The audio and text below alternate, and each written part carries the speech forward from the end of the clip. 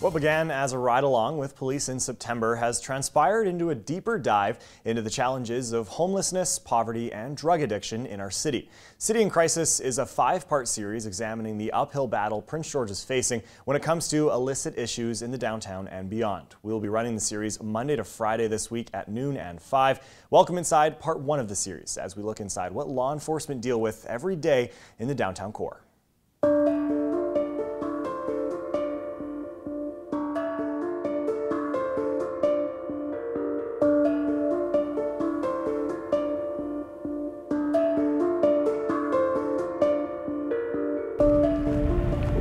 September 26th, Wednesday. It's 7 a.m. in the downtown. He's going to talk to them and get them to start moving, before the other business owners come to work and open shop. All that paper and stuff that's on the sidewalk there, if we don't make sure that they take it with them, a lot of times that's just left.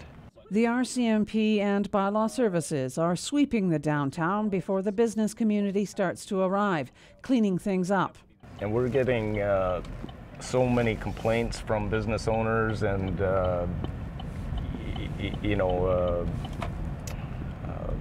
City Hall, that kind of thing, to try and do what we can downtown here. But it's not just one organization's issue to deal with this problem. When he first entered politics, Marilyn Hall was asked over and over, what are you going to do about the downtown? Revitalization was going nowhere. And there was success. Businesses were opening, and this council achieved something none other could, housing in the downtown. History now will show that we have the Riverbend Seniors Complex, and from that, this is what transpired. We talked about student housing originally, and then the partners from A&T started talking about condo-style development, and here it is today. That renaissance of the downtown seemed to be happening until a certain point. And we saw that certain point in 2017, and I'm not certainly going to blame it all on 2017 wildfires and a portion of the evacuees staying here. But we know that we had a number of evacuees who perhaps were homeless in another community. They were evacuated to Prince George and they've stayed here. I would say that there's several contributing factors to individuals from other communities electing to remain homeless in Prince George. So a lot of services are available here that are not available in the smaller communities. So that's a draw for people to come here and then stay here. Many attribute the wildfire evacuees as one of the sources for the growing homeless population. Constable Trevor Hurley points to the access to services that would not otherwise have been accessible. I think this is one of the reasons why we have such a homeless population in this tight area, is because of all the services that are available. St. Vincent's de Paul is just a block up here. The Needle Exchange is just around the corner. Health services are just down the street here. There's no reason for them to go anywhere else. But the fact we have a regional correctional center in Prince George may also play a role. We've spoken with them and they actually go to great lengths to get people back to their home communities, but there's also people that get remanded there, they meet friends there. They have court commitments, so they stay here in Prince George, and they, just like everybody else, some of them just like the city, so they decide to stay here. The loss of Greyhound doesn't help. We don't want to see this either. We would like to see something resolved, but it's one agency can't do it. I mean, it's not illegal to be homeless. But as is often the case with homelessness and mental health comes addiction, and the city's downtown is the epicenter, the underbelly of addiction on full display. Cheryl Jan, CKPG News.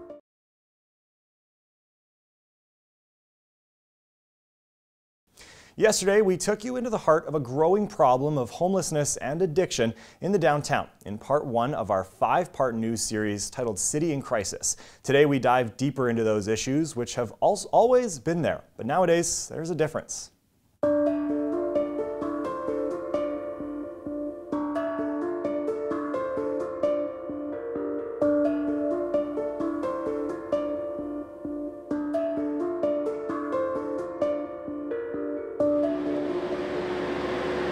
mid-September, a ride-along with RCMP, duplicated a month later with Mayor Lynn Hall. A stop behind the John Howard Society offices, a routine checkpoint for RCMP every morning. Look at the number of needles that you see here and garbage. Doesn't this just make you angry, though? It does. It really does, and it disappoints the heck out of me because of the work that we've done on the other side of 3rd. Right. And it's frustrating. It is very frustrating. A stone's throw from that location is the St. Vincent de Paul, an organization with humble roots. St. Vincent de Paul got started in the late 70s, and it was started by a priest that was working at Sacred Heart Church, and people from the downtown core, which in those days was half a dozen or so, throughout the day kept coming and asking for sandwiches. With a smile, Bernie Gould remembers the beginnings of her organization all those years ago as a good Christian act. They made sandwiches at Sacred Heart Auditorium in the kitchen every evening, and they took it down in front of Polar Refrigeration and we served it on the street, and it came from there. It began with 50 or 60 people. Today it serves sometimes as many as 200 people per meal. Her demeanor changes when asked about how St. Vincent de Paul has also become the epicenter for whatever ails the homeless and the addicted. Well, we have to be a lot more cautious of the people that come in and out. We're, you know, what this saddens us the most, there's definitely, we will not deny, there's people sleeping out and sleeping near the building or around the building, but we also serve those who are challenged by poverty. While the intent of St. Vincent de Paul is still there and the number of people it serves has risen, there's another difference in recent years: the violence. However, over the last couple of years, yeah, we've noticed that there's a shift, a little bit more aggression in, I would say, a segment of that population, and those concerns have been echoed to us from some of our partners in the downtown and some of the nonprofit agencies as well. And really, over the last 2 years, we've kind of noticed that that shift in behavior and attitude in some of them, and certainly not the entire homeless population. But yes, definitely in a segment, I would say that that's a fair assessment. In fact, during the RCMP ride-along, one individual was arrested with a knife similar to a machete. Drug use is overt, no longer done in the shadows, and it's led to a new circumstances. Some would say a sense of entitlement. I would say yes, there is a sense of entitlement, or even almost de facto ownership, just through the circumstance that they're there predominantly throughout the day, amongst some individuals for sure. I don't think you would have seen that years ago, but times have changed, attitudes have changed, and a lot of behaviors have been normalized in society that really wouldn't have been tolerated by the general public years ago. In fact, Superintendent Sean Wright estimates how much property crime, regardless of where it happens, is attributed to drugs. I mean, it would just be a rough guess, but I would say you're probably looking at 90% of property crimes are related to drug use in one way or another. Violent crimes would be somewhat lower, because that includes a lot of just disputes that get out of hand and that sort of thing, but there's definitely a good percentage of violent crime that's associated to the drug trade as well. Constable Trevor Hurley is of like mind, though more conservative. But if you had to attribute a percentage of crime that's committed, predominantly petty crime that's committed, to drugs, what would it be? Oh, it would be, I would, 80%, 85%. While drug-related crime happens everywhere in the city, the downtown happens to be at the heart of it all. And now downtown businesses are fed up. Cheryl Jan, CKPG News.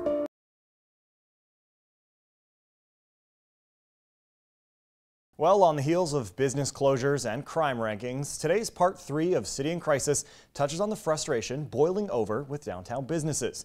Business owners are demanding attention, saying they're not getting any support from anyone as they struggle to stay in business despite all the troubles with addiction and homelessness.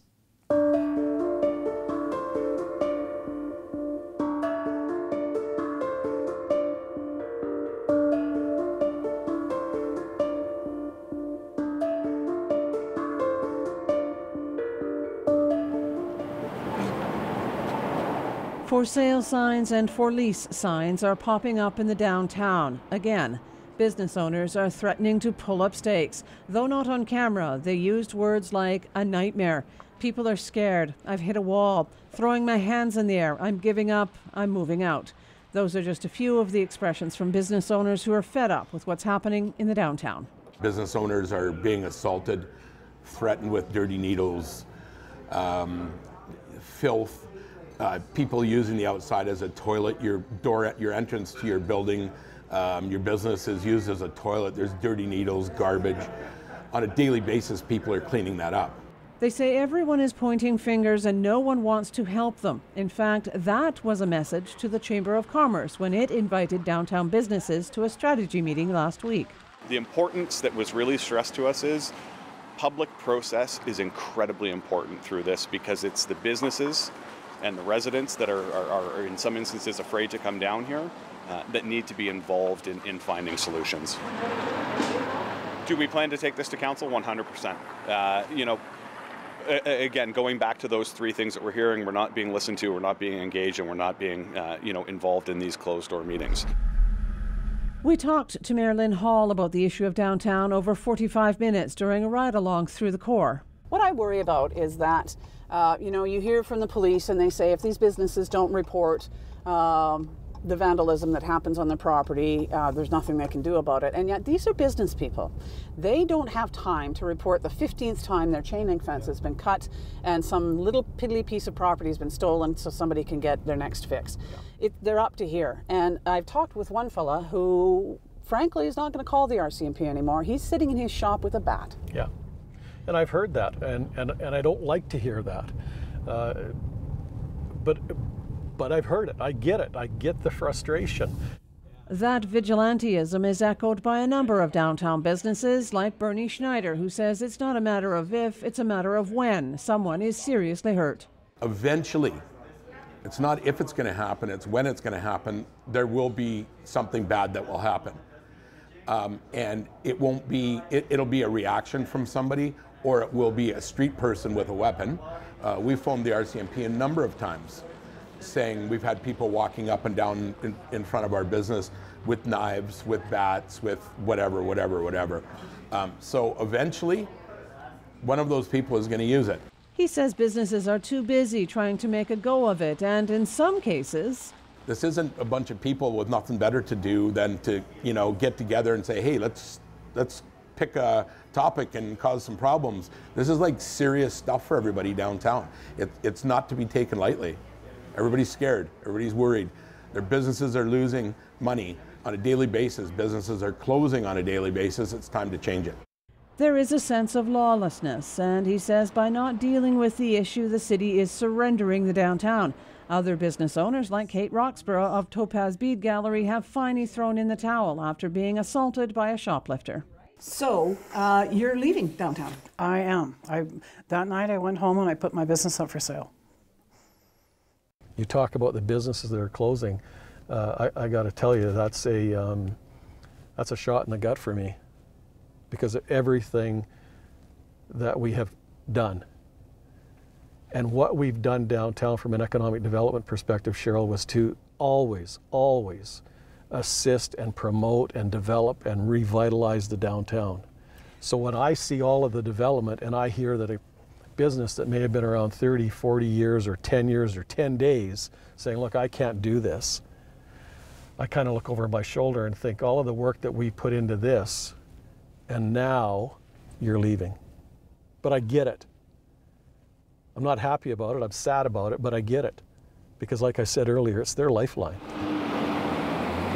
We need to come up with rational long-term solutions. So, while you can say in the short term it would be great if the RCMP got additional funding for more officers and resources, or we did some enhanced lighting projects, in the end run, there is a much larger discussion and a much larger issue at play, which is mental health and addictions, and how do we work on that problem strategically and as a community?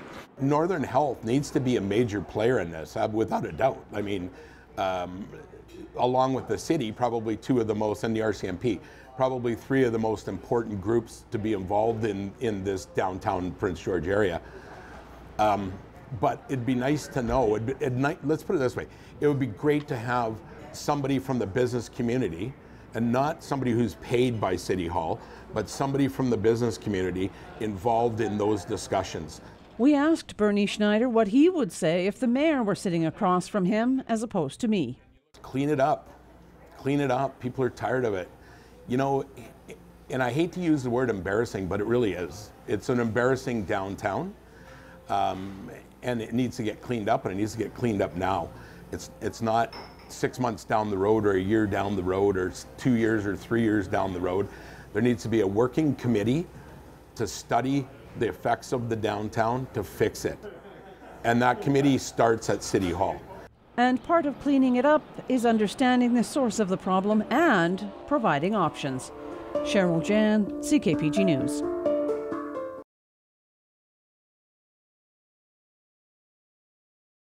Recent efforts to reduce the harmfulness of drug addiction have been the focus of many social service agencies across the province, and they've in turn resulted in fewer deaths. In today's part 4 of our week-long series, City in Crisis, we take a look at the opioid crisis locally. While the downtown has been the focus of much attention, drug addiction wears many masks.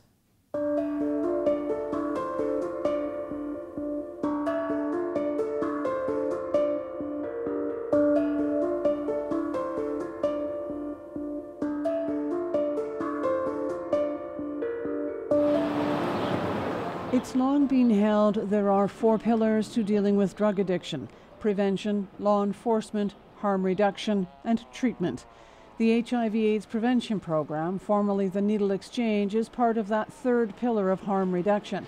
Contrary to what many think, it has not been a needle exchange for years. Through lots of research and evidence across Canada and through the province, that was sort of not considered best practice anymore, and so now we offer distribution and recovery. So we allow for people to bring in their used supplies for proper disposal, but we also distribute supplies or in quantities that are enough for people. So we're not restricting access to needles, because when we restrict access, we know that people share, they reuse, they steal used needles out of locked boxes.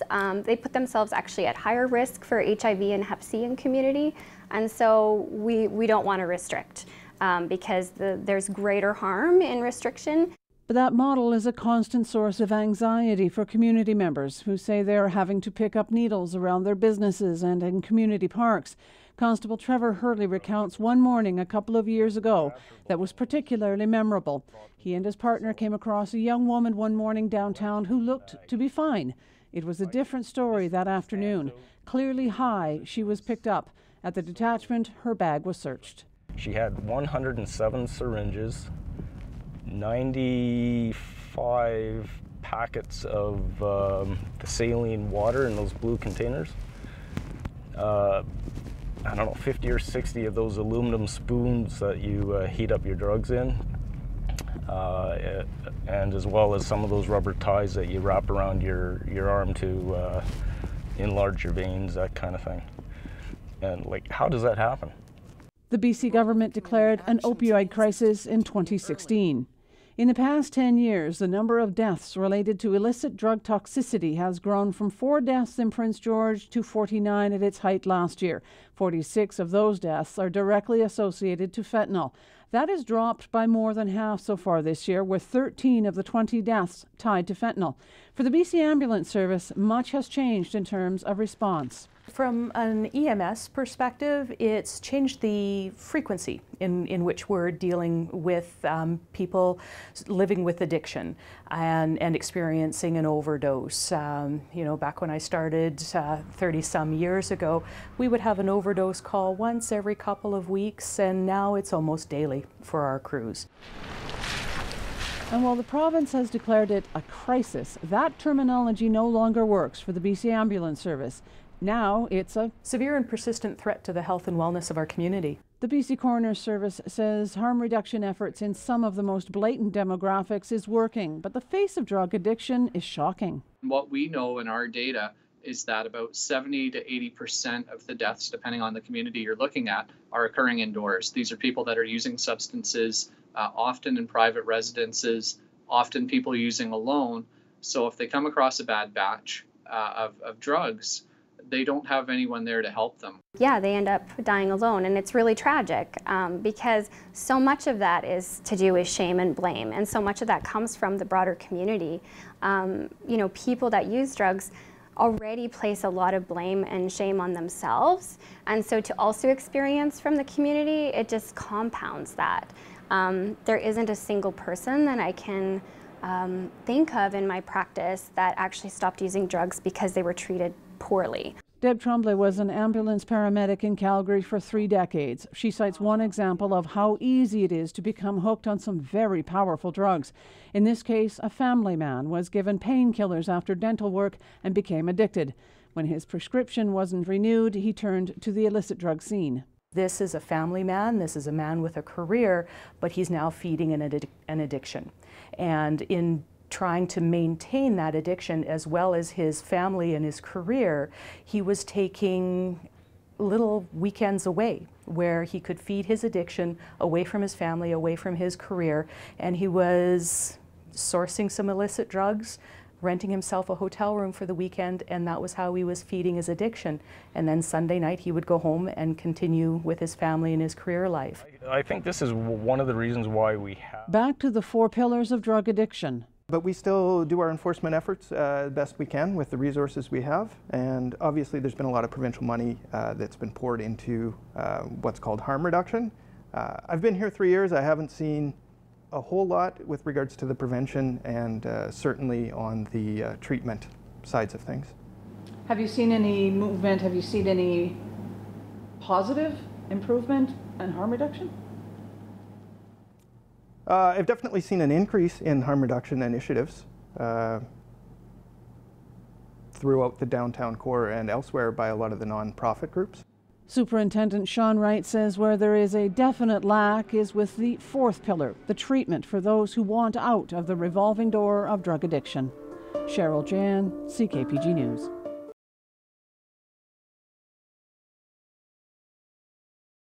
Today marks the final installation of our week-long series titled City in Crisis. Now, yesterday we talked about the 4 pillars for dealing with drug addiction.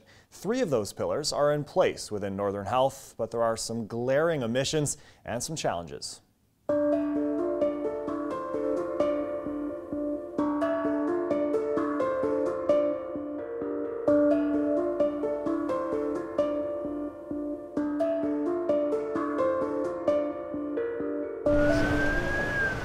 British Columbia is facing the greatest opioid crisis in the nation, and fentanyl accounted for nearly 82% of illicit drug deaths in BC between 2016 and 2018. While Northern Health, which covers the top 2/3 of the province, has seen fewer deaths per capita, Prince George itself is on par with the Lower Mainland. But the root of this problem goes much deeper. I think we have to understand and start shifting some of that dialogue around, like, it's not around sort of normalizing it, it's about building community education and awareness around the complexity of it. It's not just a health issue, it is for certainly a health issue. And so, like in Northern Health, we're doing lots of things to address what we can, but it's bigger than that, right? It's poverty, it's about a lack of actual formal poverty reduction plan over the years. Like, we haven't had that in BC. I think it's just now that they've recently released their provincial poverty reduction plan. So I think that's really important for us. Nobody chooses to be an addict. This isn't a life choice for the individual. This isn't what their parents wanted for them. This is a human being who is struggling, and they've called you for help, and I need you to help them. The city recently commissioned a report on the face of poverty with some surprising results. The majority of hospitalizations due to substance abuse can be attributed to alcohol abuse, which is 5 times higher than cocaine, opioids, and stimulants combined. The same holds true for the number of deaths related to substance abuse, and poverty is everywhere in this community. Oftentimes when we talk about poverty, people's minds go to the homeless population. We know in our community that comprises, from our point in time count, about 160 to 200 people. But I think what was really clear for us from the Profile of Poverty in Prince George report is that poverty extends beyond just those individuals who are homeless, and there's pockets of poverty throughout different neighborhoods in our community. The escalating number of opioid deaths led the province to declare a state of emergency, but after 3 years, is it still a crisis? If we call it a crisis year over year, it's going to lose its impact. And the answer isn't always just throw more resources at it. We need to look upstream into what's causing it. Let's deal with the social issues. From an ambulance perspective, BC Emergency Health Services provides those resources and will respond to the calls associated from it, but we are by no means the answer. So while dealing with poverty is part of the prevention pillar, the fourth pillar is treatment. Sure, we need harm reduction, and that's really important because we've always felt that keeping people alive long enough to have a choice is very, very important, of course. And the whole healthcare system is based on saving lives. But I think the bottom line is then people need the opportunity to get off of whatever they're on if they're ready. Isn't that ultimately the end goal, is to get people off the drugs? No, I mean, that's really individualized. Like, that's really up to the individual. So, you know, it's not abstinence isn't a goal for everyone. Sometimes food is, sometimes housing, sometimes getting my children back. Sometimes all of those pieces are goals, and abstinence isn't necessarily a goal for everyone.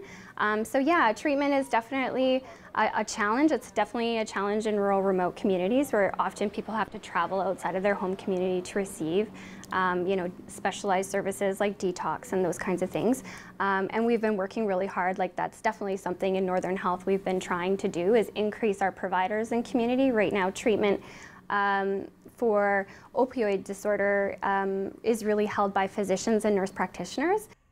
No, I mean, that's really individualized. That response came as a surprise to Mayor Lynn Hall. He says for him, as a non-professional in the field of mental health and addictions, treatment is the end goal. If you were to ask me what I would think would be the goal, I would say, well, it would sure be nice if the person we see walk by us who is obviously either intoxicated or drug addicted, to get them healthy, to refrain, to get to abstinence so that you can kick that habit.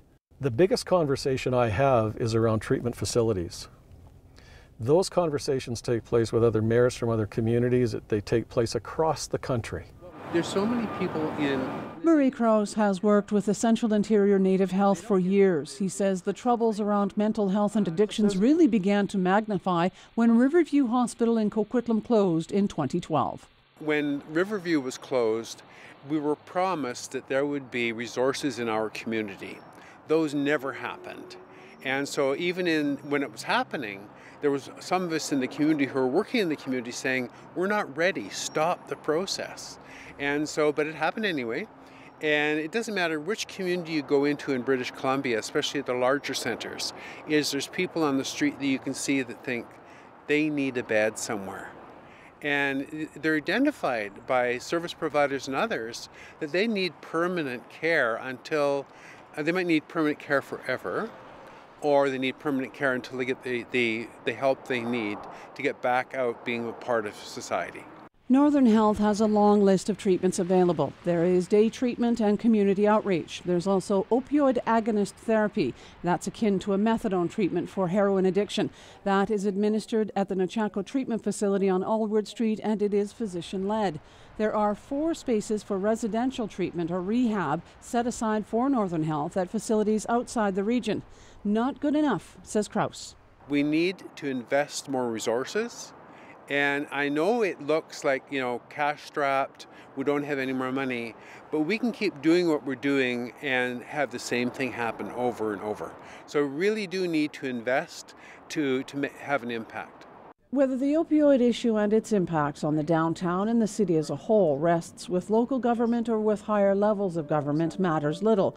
The scope of the victims of the deadly drug, the addicted, the mentally ill, the business community is growing, and there seems to be no end in sight. Cheryl Jan, CKPG News.